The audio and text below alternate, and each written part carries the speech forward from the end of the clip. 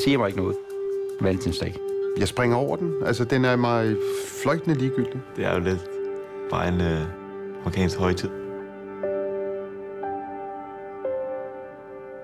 Men kan du huske, hvornår du sidst har gjort noget rart for hende? Nej, det kan jeg faktisk ikke. Ikke sådan lige på stående fod. Var det et godt spørgsmål?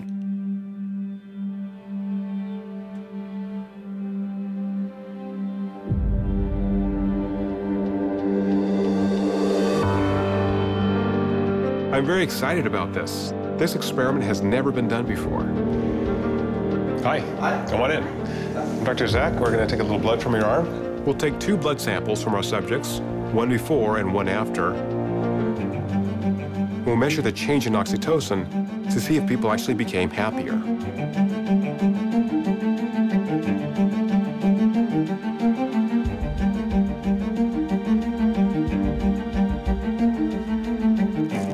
Oxytocin is sometimes called the love molecule. Oxytocin makes us happier, increases erections, and produces more powerful orgasms.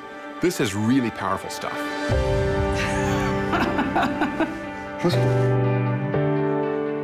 Jeg skulle fortælle dig, hvorfor jeg elsker dig. Så det må jeg jo gøre. Jeg elsker dig, fordi du er så speciel. Du bare er den, du er. Du tænker på andre mennesker end dig selv. Dine empatiske evner overstiger alt andet, jeg nogensinde har set. Du har taget mig i den arme, siden vi mødtes. Du skal gøre mig i godt humør. Du er dejlig.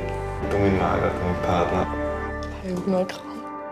The most remarkable thing is the more we give, the more oxytocin we produce.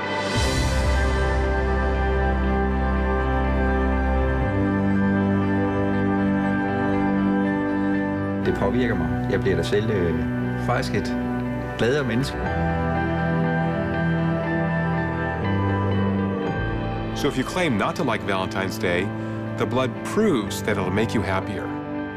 If you still don't like it, fair enough. Do it some other day.